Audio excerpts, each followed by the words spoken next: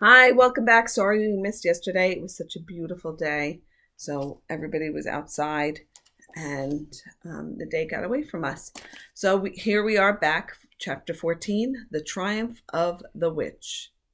As soon as the witch had gone, Aslan said, "We must move from this place at once. It will be wanted for other purposes. We shall encamp tonight at the fords of Baruna." Of course, everyone was dying to ask him how he had arranged matters with the witch, but his face was stern and everyone's ears were still ringing with the sound of his roar, and so nobody dared.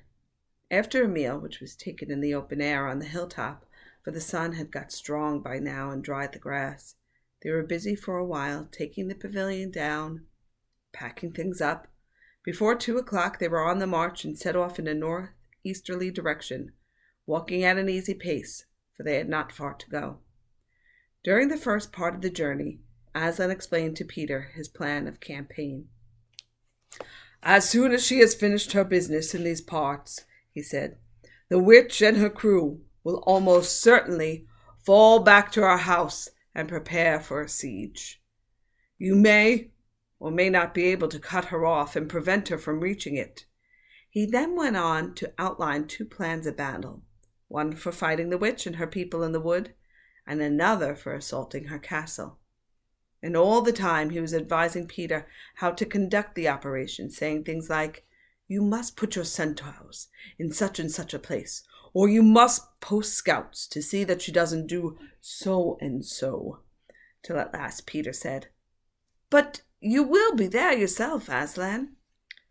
"I can give you no promise of that," answered the lion, and he continued giving Peter his instructions.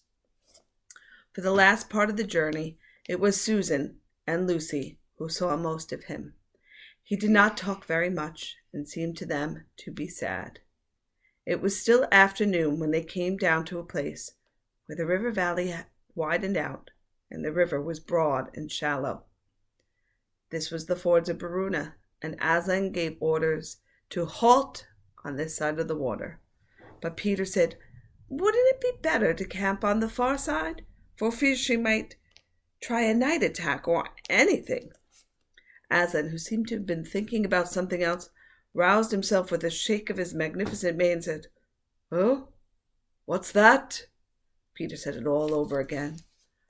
"No," said Aslan in a dull voice, as if it didn't matter. "No, she will not make an attack tonight." And then he sighed deeply. But presently he added, "All the same, it was well thought of. That is how a soldier ought to think. But it doesn't really matter." So they proceeded to pitch their camp. Aslan's mood affected everyone that evening. Peter was feeling uncomfortable, too, at the idea of fighting the battle on his own. The news that Aslan might not be there had come as a great shock to him. Supper that evening was a quiet meal. Everyone felt how different it had been last night or even that morning. It was as if the good times, having just begun, were already drawing to their end. This feeling affected Susan so much that she couldn't get to sleep when she went to bed. And after she had lain counting sheep and turning over and over, she heard Lucy give a long sigh and turn over just beside her in the darkness. "Can't you get to sleep either?" said Susan. "No," said Lucy. "I thought you were asleep." "I say, Susan." "What?" "I've a most horrible feeling, as if something were hanging over us." "Have you? Because, as a matter of fact, so have I." "Something about Aslan," said Lucy. "Either something dreadful is going to happen to him, or something dreadful that he's going to do." "There has been something wrong with him all afternoon," said Susan. "Lucy, what was that he said about not being with us at the battle? You don't think he could be stealing away and leaving us tonight, do you?" "Where is he now?" said Lucy. "Is he here in the pavilion?" "I don't think so. Susan, let's go outside and have a look around. We might see him." "All right, let's," said Susan. "We might just as well be doing that as lying awake here." Very quietly, the two girls groped their way among the other sleepers and crept out of the tent. The moonlight was bright and everything was quiet, still except for the noise of the river chattering over the stones. Then Susan suddenly caught Lucy's arm and said, "Look!" On the far side of the camping ground, just where the trees began, they saw the lion slowly walking away from them into the wood. Without a word, they both followed him. He led them up the steep slope, out of the river valley, and then slightly to the right, apparently by the same route which they had used that afternoon, and coming from the hill of the stone table. On and on he led them into dark shadows and out into the pale moonlight, getting their feet wet with the heavy dew. He looked somehow different from the Aslan they knew. His tail and his head hung low, and he walked slowly as if he were very, very tired. Then, when they were crossing a wide open place where there were no shadows for them to hide in, he stopped and looked round. It was no good trying to run away, so they came toward him. When they were closer, he said, "Oh, children, children, why are you following me?" "We couldn't sleep," said Lucy, and then felt sure that she need say no more and that Aslan knew all they'd been thinking. "Please, may we come with you, wherever you're going?" asked Susan. "Well," said Aslan, and seemed to be thinking. Then he said, "I should be glad of company tonight. Yes, you may come, if you will promise to stop when I tell you, and after that leave me to go on alone." "Oh, thank you, and we will," said the two girls. Forward they went again, and one of the girls walked on each side of the lion. But how slowly he walked, and his great royal head drooped so that his nose nearly touched the grass. Presently he stumbled and gave a low moan. "Aslan, dear Aslan," said Lucy, "what is wrong? Can't you tell us?" "Are you ill, dear Aslan?" asked Susan. "No," said Aslan. "I am sad and lonely. Lay your hands on my mane so that I could feel you are there, and let us walk like that." And so the girls did what they would never have dared to do without his permission, but what they had longed to do ever since they first saw him, buried their cold hands in the beautiful sea of fur and stroked it, and so doing walked with him. And presently they saw that they were going with him up the slope of the hill on which the stone table stood. They went up at the side where the trees came furthest up, and when they got to the last tree, it was the one that had some bushes about it, Aslan stopped and said, "Oh, children, children, here you must stop, and whatever happens, do not let yourselves be seen. Farewell."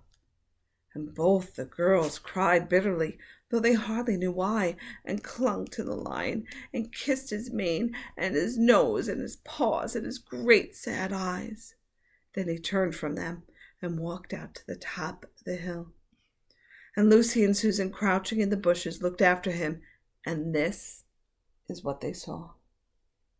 A great crowd of people were standing all round the stone table, and though the moon was shining, many of them carried torches which burned with evil-looking red flames and black smoke. But such people! Ogres with monstrous teeth, and wolves and bull-headed men, spirits of evil trees and poisonous plants, and other creatures whom I won't describe, because if I did, the grown-ups would probably not let you read this book. Cruels and hags, incubuses, wraiths, horrors, sprites, orkneys, wooses, and ends. In fact, here were all those who were on the witch's side, and whom the wolf had summoned at her command. And right in the middle, standing by the table, was the witch herself. A howl and a gibber of dismay went up from the creatures when they first saw the great lion pacing toward them, and for a moment even the witch herself seemed to be struck with fear. Then she recovered herself and gave a wild, fierce laugh. "The fool!" she cried. "The fool has come! Bind him fast!" Lucy and Susan held their breaths, waiting for Aslan's roar and his spring upon his enemies, but it never came. 4 hags, grinning and leering, yet also at first hanging back and half afraid of what they had to do, had approached him. "Bind him, I say!" repeated the White Witch. The hags made a dart at him and shrieked with triumph when they found that he made no resistance at all. Then others, evil dwarfs and apes, rushed in to help them, and between them they rolled the huge lion over on his back and tied all his 4 paws together, shouting and jeering as if they had done something brave, though had the lion chosen one of those paws, could have been the death of them all. But he made no noise. Even when the enemies, straining and tugging, pulled the cord so tight they cut into his flesh, then they began to drag him towards the stone table. "Stop!"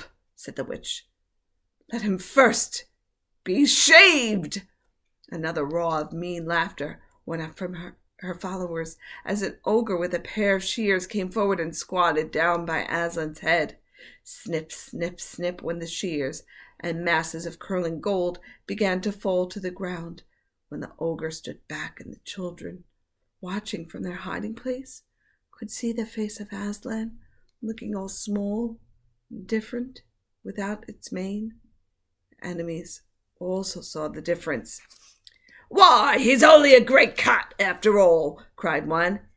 "Is that what we were afraid of?" said another, and they surged around Aslan, jeering at him, saying things like, "Puss, puss, poor pussy, and how many mice have you caught today, cat? And would you like a saucer of milk, possums?" "Oh, how can they?" said Lucy, tears streaming down her cheeks. "The brutes! The brutes!" For now that the first shock was over, the shorn face of Aslan looked to her braver and more beautiful and more patient than ever. "Muzzle him!" said the witch. And even now, as they worked about his face, putting on the muzzle, one bite from his jaws would have cost 2 or 3 of them their hands. But he never moved, and this seemed to enrage all that rabble. Everyone was at him now. Those who had been afraid to come near him, even after he was bound, began to find their courage, and for a few minutes the 2 girls could not even see him. So thickly was he surrounded by that whole crowd of creatures, kicking him, hitting him, spitting on him, jeering at him. At last the rabble had had enough of this.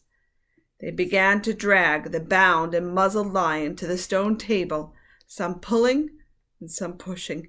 He was so huge that even when they got him there, it took all their efforts to hoist him onto the surface of it. Then there was more tying and tightening of cords. "The cowards! The cowards!" sobbed Susan. "Are they still afraid of him, even now?" When once Aslan had been tied, and tied so that he was really a mass of cords, on the flat stone a hush fell on the crowd. 4 hags, holding 4 torches, stood at the corners of the table. The witch bared her arms, as she had bared them the previous night when it had been Edmund instead of Aslan. Then she began to whet her knife. It looked to the children, when the gleam of the torchlight fell on it, as if the knife were made of stone, not of steel, and it was of strange and evil shape. At last she drew near. She stood by Aslan's head. Her face was working and twitching with passion, but his looked up at the sky, still quiet, neither afraid nor angry, but a little sad. Then just before she gave the blow, she stooped down and said in a quivering voice, "And now, who has won?" "Fool, Did you think that by all this you could save the human traitor? Now, I will kill you instead of him, as our pact was, and so the deep magic will be appeased. But when you are dead, what will prevent me from killing him as well? And who will take him out of my hands then? Understand that you have given me Narnia forever, and you have lost your own life, and you have not saved his. In that knowledge, despair, and die. The children did not see the actual moment of the killing. They couldn't bear to look and had covered their eyes.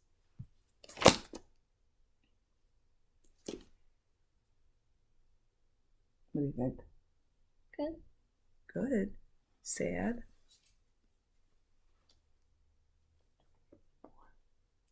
We can't leave you like that. Usually in my classroom, this is when they go, no! But these two, Heard it.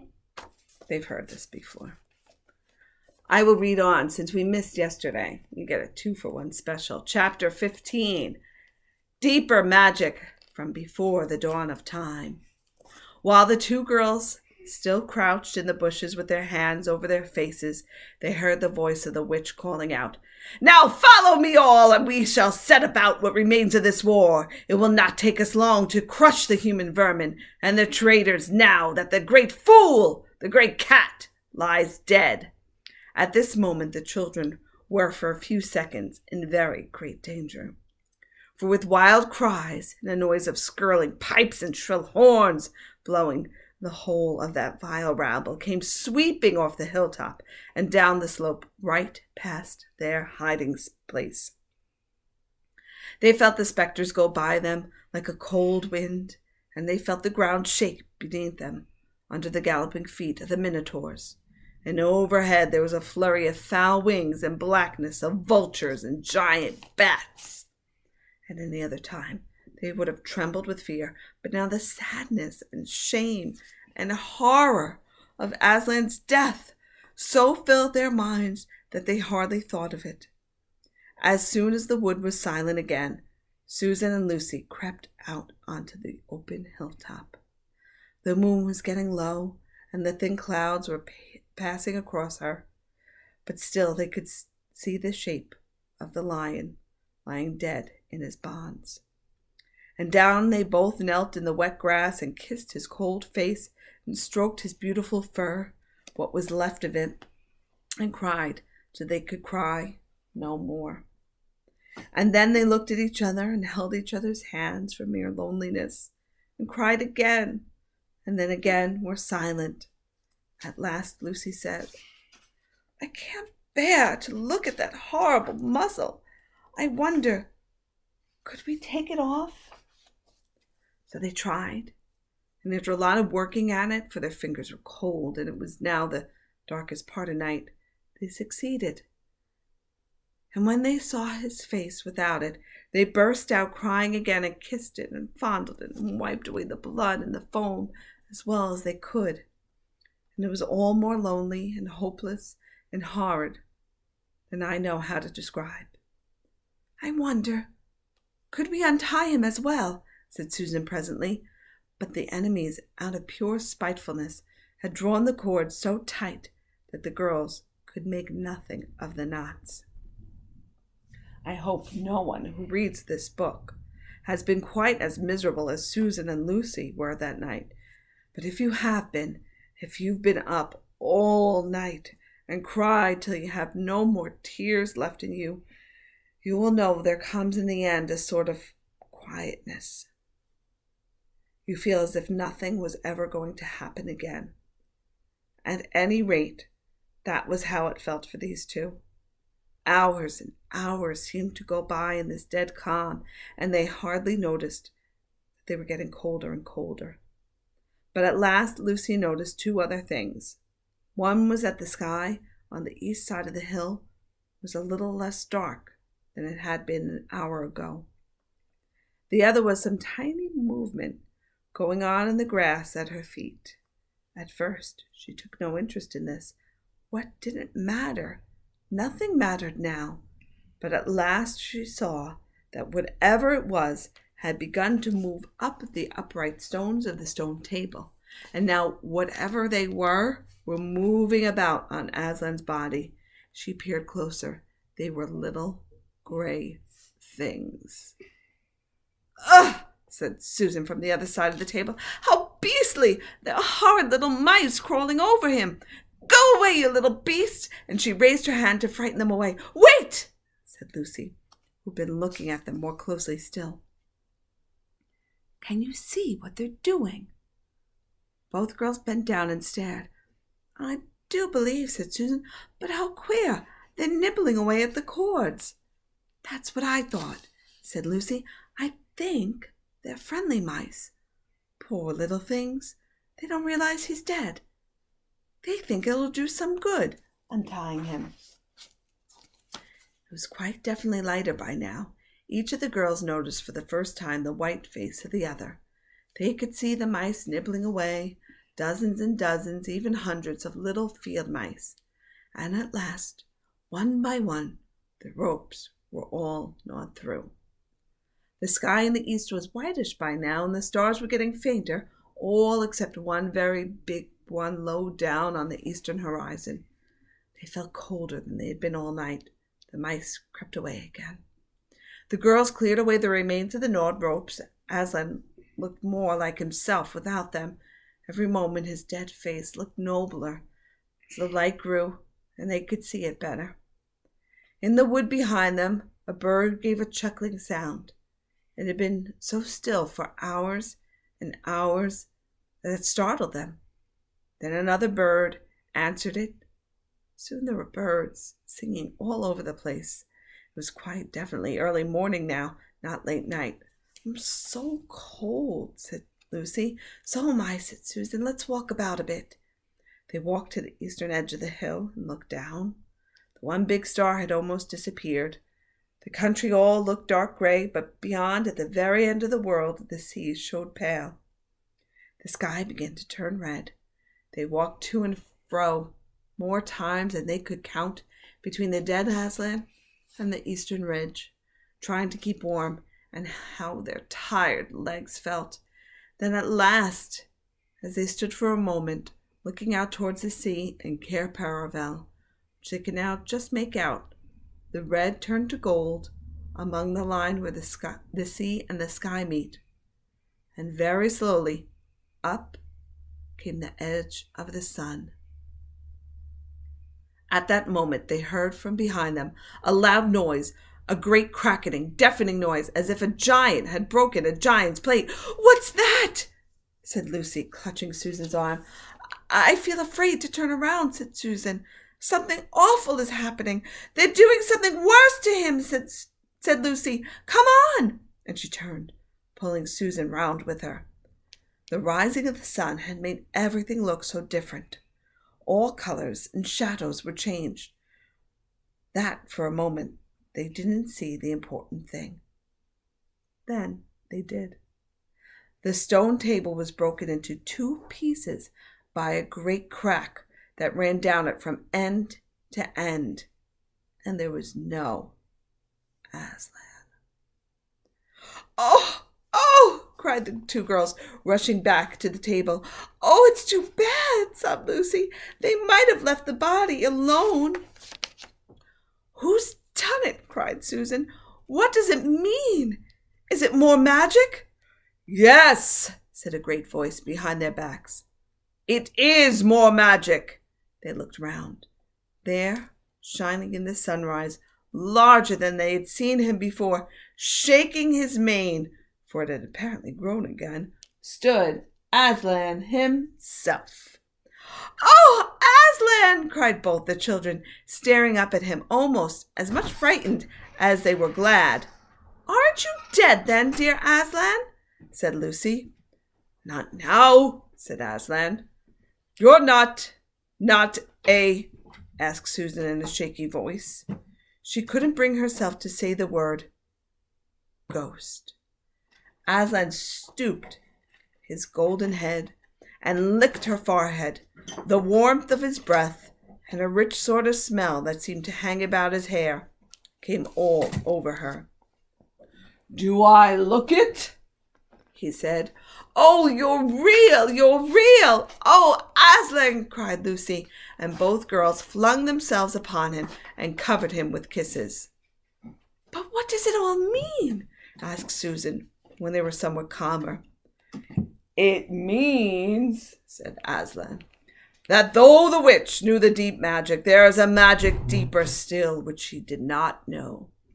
Her knowledge goes back only to the dawn of time. But if she could have looked a little further back into the stillness and the darkness before time dawned, she would have read there a different incantation. She would have known that when a willing victim who has committed no treachery was killed in a traitor's stead, the table would crack and death itself would start working backward. And now—" "Oh, yes, now?" said Lucy, jumping up and clapping her hands. "Oh, children," said the lion, "I feel my strength coming back to me. Oh, children, catch me if you can." He stood for a second, his eyes very bright, his limbs quivering, lashing himself with his tail. Then he made a leap high over their heads, landed on the other side of the table. Laughing, though she didn't know why, Lucy scrambled over it to reach him. As I leapt again, a mad chase began.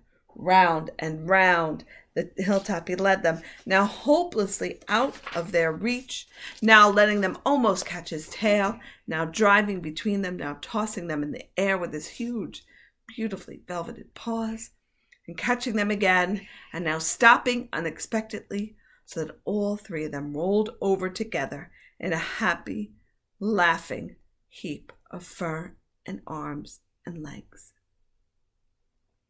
It was such a romp as no one had ever had except in Narnia, and whether it was more like playing with a thunderstorm or playing with a kitten, Lucy could never make up her mind.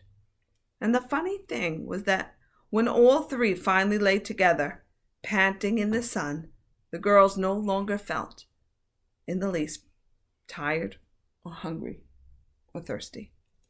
"And now," said Aslan presently, "to business. I feel I'm going to roar. You had better put your fingers in your ears." And they did. And Aslan stood up, and he opened his mouth to roar. His face became so terrible that they did not dare look at it. And they saw all the trees in front of him bend before the blast of his roaring, as grass bends in a meadow before the wind. And he said, "We have a long journey to go. You must ride on me." And he crouched down, and the children climbed onto his warm golden back. And Susan sat first, holding on tightly to his mane, and Lucy sat behind, holding on tightly to Susan, and with a great heave he rose underneath them, and then shot off faster than any horse could go, downhill and into the thick of the forest. That ride was perhaps the most wonderful thing that had happened to them in Narnia. Have you ever had a gallop on a horse? Think of that. And then take away the heavy noise of the hoofs and the jingle of the bits, and imagine that instead, the almost noiseless padding of the great paws. Then imagine instead of the black or gray or chestnut back of the horse, the soft roughness of golden fur, and the mane flying back in the wind. And then imagine you are going about twice as fast as the fastest racehorse. But this is a mount that doesn't need to be guided and never grows tired. He rushes on and on, never missing his footing, never hesitating, threading his way with perfect skill between tree trunks, jumping over bush and briar and the smaller streams, wading the larger, swimming the largest of all. And you are riding, not on a road, nor in the park, nor even on the downs, but right across Narnia in spring, down solemn avenues of beech and across sunny glades of oak, through wild orchards of snowy white cherry trees, past roaring waterfalls and mossy rocks and echoing caverns, up windy slopes alight with gorse bushes, and across the shoulders of heathery mountains, and along giddy ridges, and down, down, down again into wide valleys, and out into the acres of blue flowers. It was nearly midday when they found themselves looking down a steep hillside at a castle. A little toy castle it looked like from where they stood, which seemed to be all pointed towers. But the lion was rushing down at such a speed that it grew larger every moment, and before they had time even to ask themselves what it was, they were already on the level with it. And now it no longer looked like a toy castle, but rose frowning in front of them. No face looked over the battlements, and the gates were fast shut. And Aslan, not at all slacking his pace, rushed straight as a bullet toward it. "The witch is home!" he cried. "Now, children, hold tight!"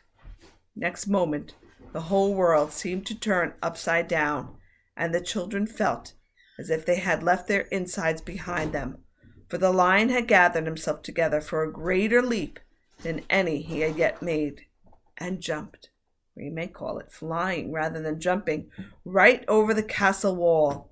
The two girls, breathless but unhurt, found themselves tumbling off his back in the middle of a wide stone courtyard full of statues. And that's the end of that chapter. Wow. Say goodbye. See you guys tomorrow.